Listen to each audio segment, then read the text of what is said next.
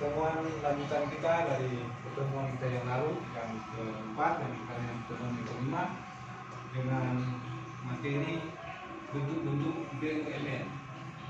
Apa itu BUMN? Ya. Dalam capaian pembelajaran setelah mempelajari mata kuliah ini, maka diharapkan memiliki pemahaman tentang seluk-beluk pengelolaan perusahaan negara sebagai perluasan fungsi pemerintah dalam perekonomian negara, serta memahami peranan perusahaan negara secara sosial, ekonomi maupun politik. Kemampuan akhir yang diharapkan, mahasiswa mampu memahami konsep setiap bentuk perusahaan negara berdasarkan undang-undang. Bentuk-bentuk perusahaan negara yang saudara tahu ada berapa? Ya, yaitu bentuk yang pertama apa? Perusahaan kerja atau perusahaan jawatan. Dan yang kedua perum atau perusahaan umum. Dan yang ketiga adalah perseroan.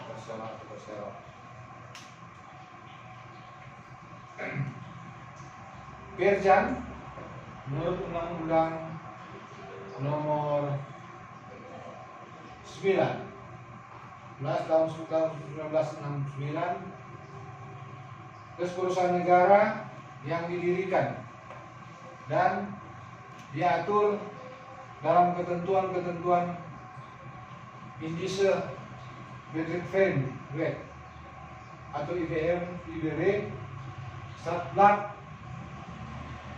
1927 nomor 409 yang telah beberapa kali mengalami perubahan dengan Stadblad 1927 nomor 419 yang telah beberapa kali mengalami perubahan dengan Stadblad 1936 nomor 445 Undang-Undang Darurat nomor 3 tahun 1954 dan Undang-Undang nomor 13 tahun 55 dan ICW atau Indische Komplexitas Wet sepanjang tidak bertentangan dengan IBW. Ya, sudah saya jelaskan undang-undang tentang bentuk-bentuk perusahaan negara ini atau perjan ini, karena banyak kali perubahan dalam pelaksanaan perusahaan jabatan ini. Ciri-ciri perjan menurut Impres. Apa itu Impres? Instruksi Presiden. Impres, Instruksi Presiden nomor 17 tahun 1967. Yang pertama, makna usaha adalah public service, sehingga barang dan jasa yang diusahakan merupakan kewajiban pemerintah. Dan yang kedua, modal permulaan dan mutasi modal lainnya tercermin dalam APBN. Yang ketiga, mempunyai hubungan hukum, public atau public right perholding. Yang keempat, hubungan usaha antara pemerintah dan masyarakat didasarkan pada business cycling cost atau accounting principle and management effectiveness. Dan yang kelima, dipimpin oleh seorang kepala yang bertanggung jawab kepada menteri, dirjen, dan berkedudukan serendah-rendahnya setingkat direktorat. Dan yang keenam, mempunyai dan memperoleh fasilitas negara. Ya, seorang BUMN ini mempunyai fasilitas yang disiapkan oleh negara. Dan yang ketujuh, pegawainya berstatus pegawai negeri. Kedelapan, pengawasan dilakukan secara hierarki maupun secara fungsional seperti yang bagian-bagian departemen atau pemerintah daerah dan lain-lain. Dan yang kedua, Perum atau apa tuh tadi? Urusan umum. Pasal 2 ayat 2 tahun 1969 yang begitu. Menyatakan perusahaan negara yang didirikan dan diatur berdasarkan ketentuan yang diatur dalam Undang-Undang Nomor 19 Peraturan Pemerintah tahun 1960. Ciri-ciri perusahaan umum atau Perum menurut Impres Nomor 17 tahun 1967. Yang pertama, makna usahanya adalah melayani kepentingan umum dan dijalankan dengan prinsip efisiensi, efektivitas dan ekonomis, cost accounting atau principle and management effectiveness. Dan yang kedua,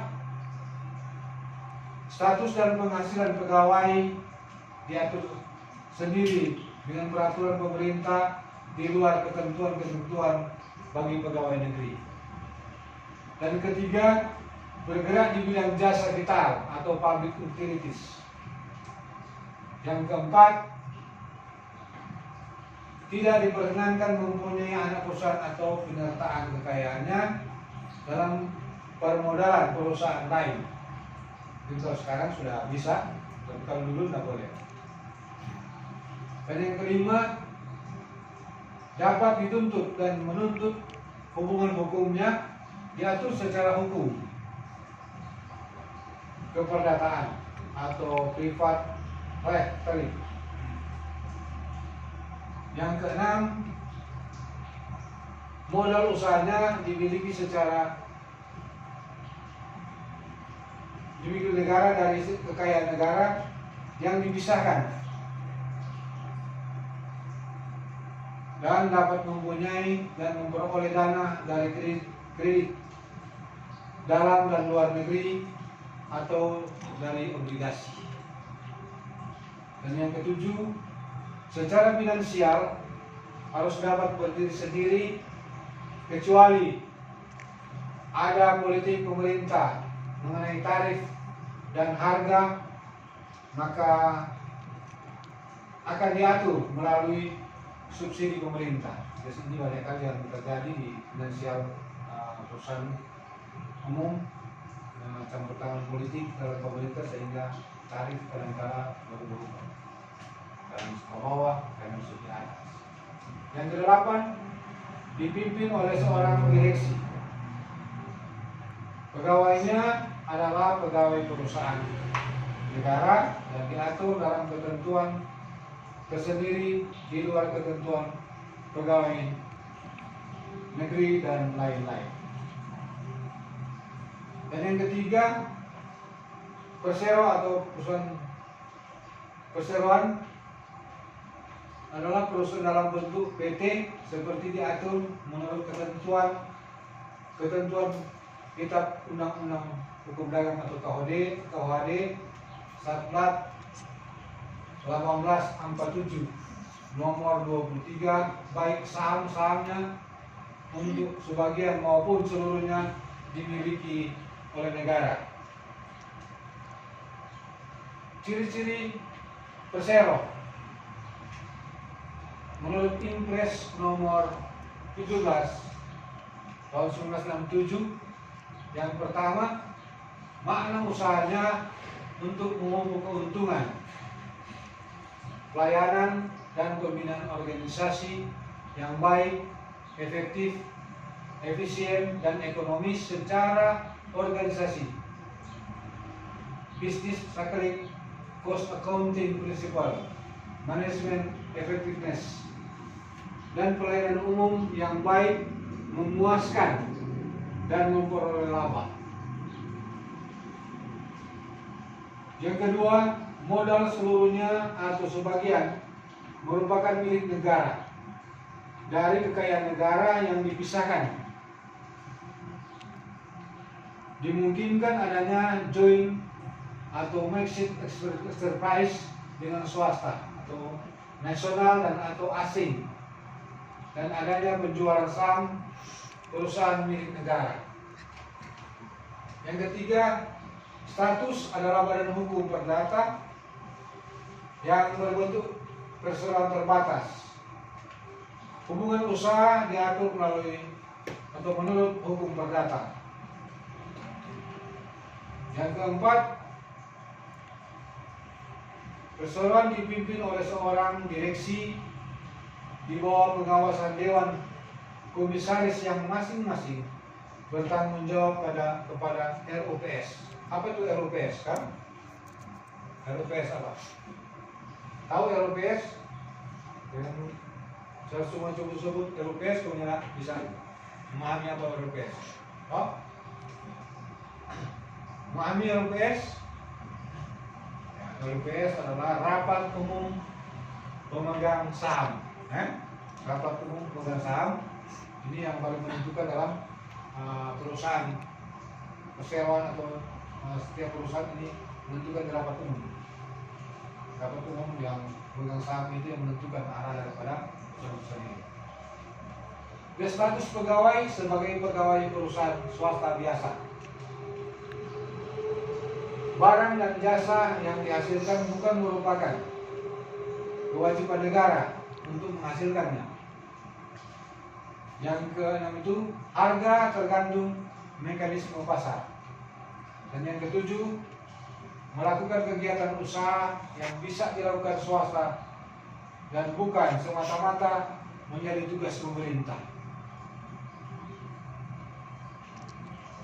Bentuk badan usaha milik negara atau apa yang dikatakan BUMN apa nih kepanjangan?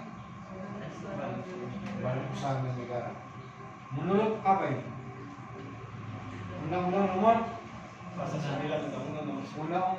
19 pasal 9 tahun 2013. Perusahaan negara jadi bentuk berapa? Dua. Kalau yang pertama berapa? Tiga bentuk. Sehingga sekarang menurut Undang-Undang nomor 19 tahun 2003 pasal 9 Undang-Undang nomor 19 2003 ini, maka perusahaan untuk negara hanya terdiri dari Persero dan Perum. Hingga Perum sudah tidak ada lagi.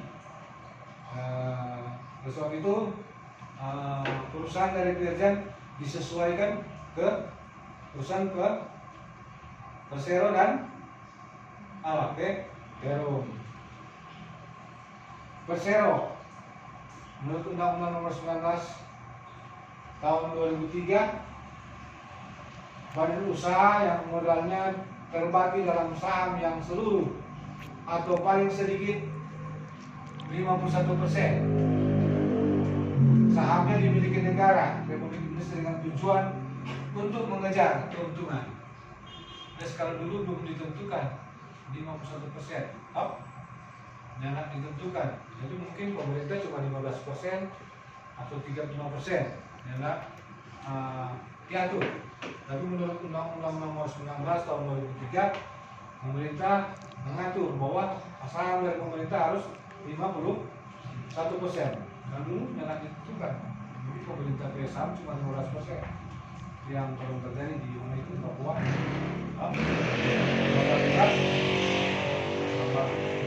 Tahun berapa? 2019 melalui pemerintah buat di Undang-Undang nomor 19 tahun 2003. Pemerintah menguasai 51% sahamnya di lembaga bursa. Dan yang kedua Peru, menurut Undang-Undang nomor 19 tahun 2003 badan usaha milik negara yang seluruh modalnya dimiliki negara dan tidak terbagi atas saham, tujuannya untuk kemanfaatan umum serta untuk mengejar keuntungan berdasarkan prinsip pengelolaan perusahaan.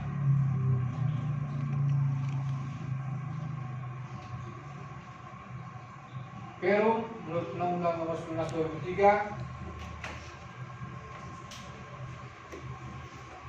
pendiriannya diusulkan oleh Menteri kepada Presiden disertai dengan dasar pertimbangan setelah mengkaji bersama antara pemerintah teknis dan Menteri Keuangan.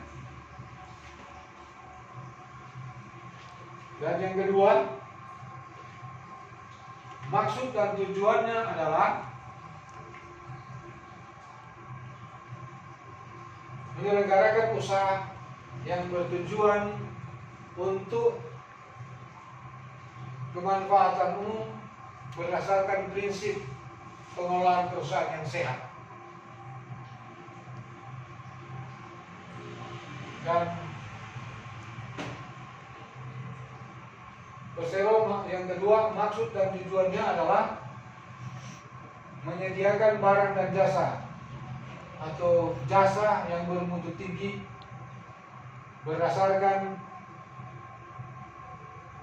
saingan yang kuat serta mengejar keuntungan. Dan yang ketiga dari Perum, organ Perum adalah Menteri,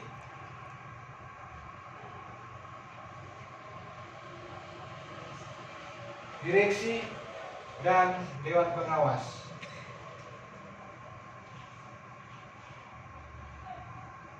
Dan persero, organ persero adalah RUPS, Direksi, dan Komisaris.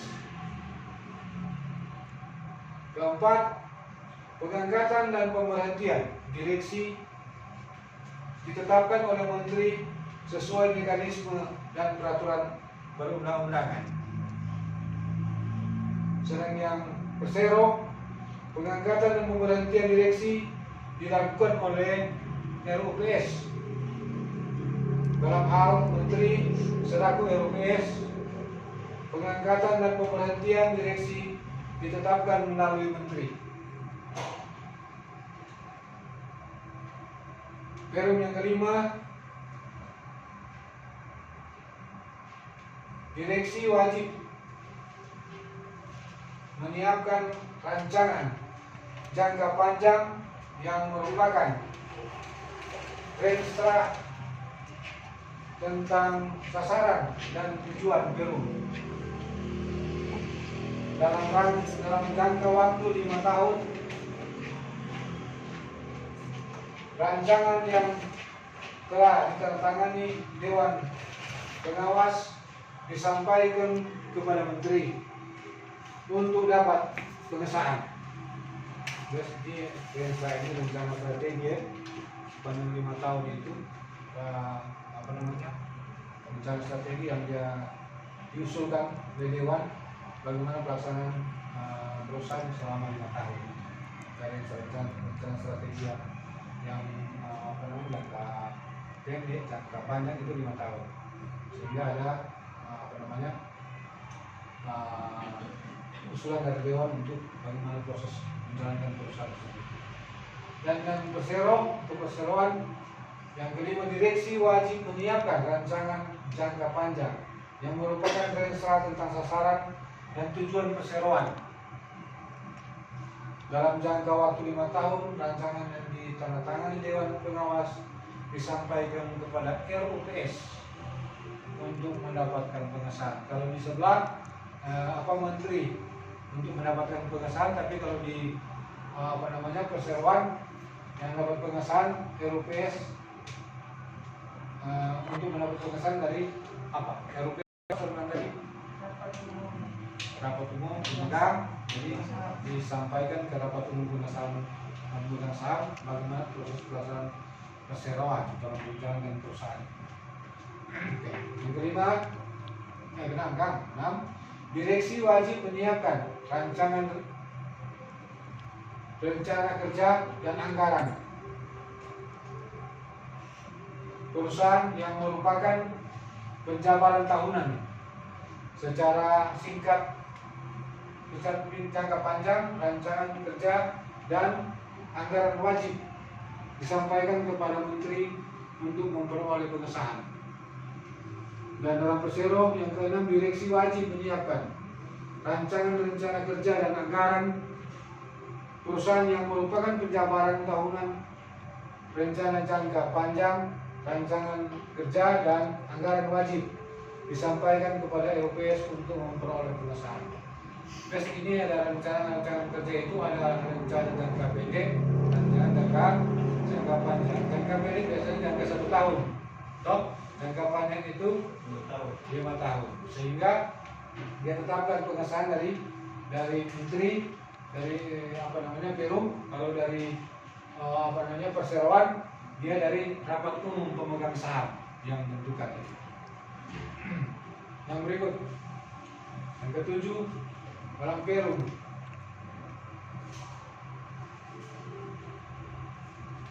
Dalam waktu 5 bulan setelah tahun buku ditutup, direksi wajib menyampaikan laporan tahunan kepada menteri untuk memperoleh pengesahan. Laporan ditandatangani oleh semua anggota direksi dan dewan pengawas. Ya saudara, setelah 5 bulan itu buku dong, apa itu yang pengawas dan direksi menandatangan dengan membawa kepada pengawas dan direksi pertanggungjawaban.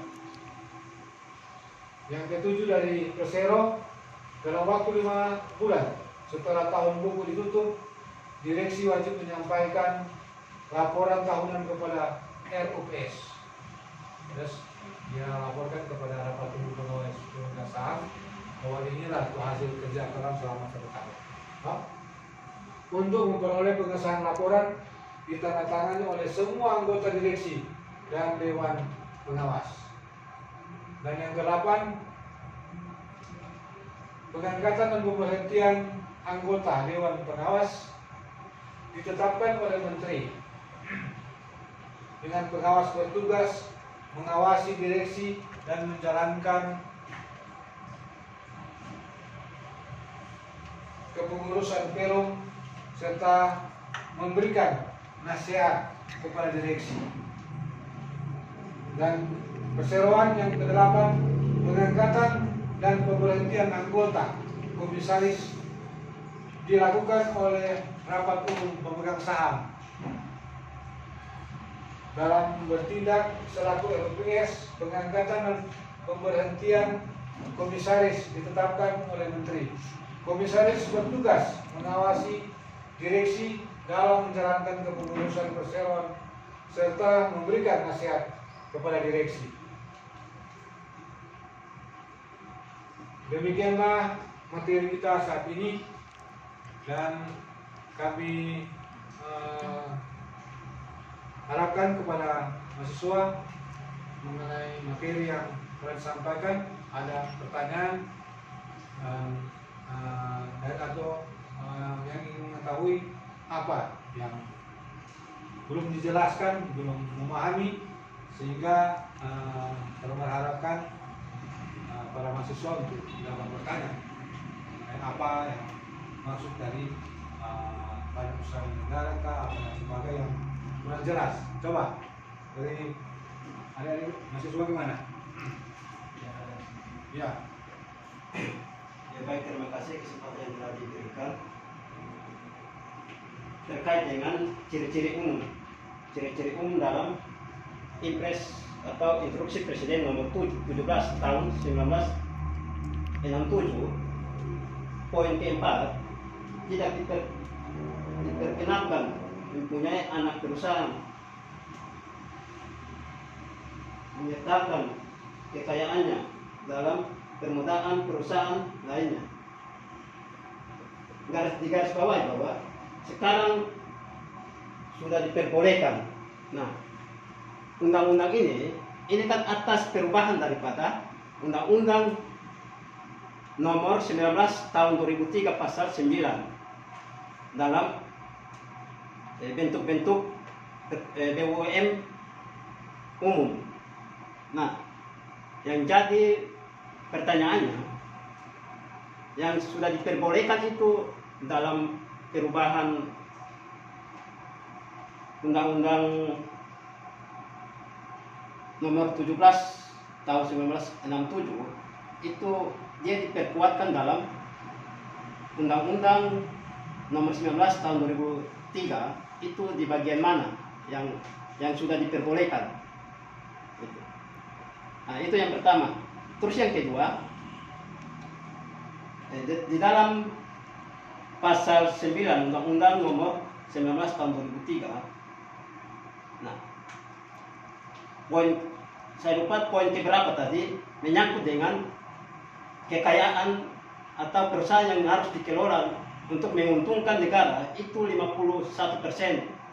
Misalnya di perusahaan Freeport emas di Papua itu sudah mencapai 51%. Apakah 51% ini bisa menguntungkan negara atau bisa merugikan negara, karena ini dikelola oleh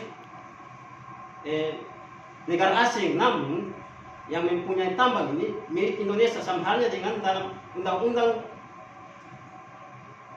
Dasar 1945 Pasal 33 yang berbunyi bumi, air, dan kekayaan alam dikuasai oleh negara dan dipergunakan sebesar-besarnya untuk kemakmuran rakyat. Itu yang terakhir. Cukup.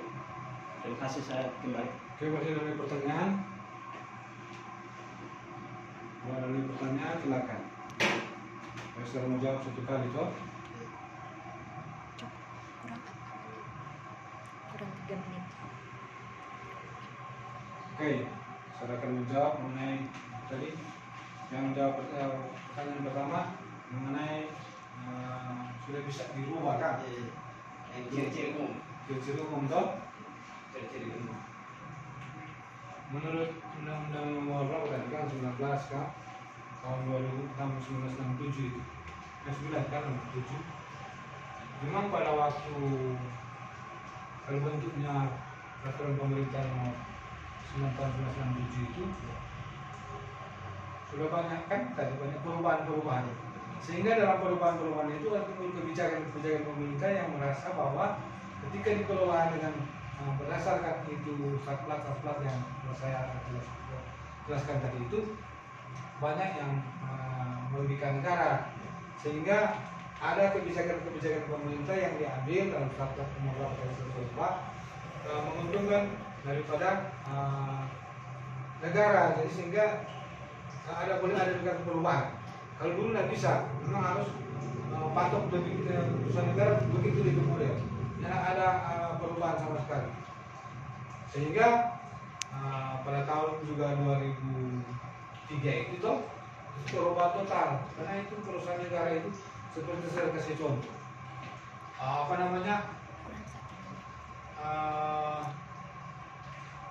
pesawat Garuda tahun 2000 tahun 1980-an DP harga 2,5 juta DP harga itu waktu itu berapa ya? Kalau sekarang itu nggak ada, karena 100.000, itu DP dulu itu baru 10.000. Toh? Ketika di audit kemarin perusahaan itu rugi terus. Toh? Sehingga pemerintah banyak kebijakan soal itu. Dan soal itu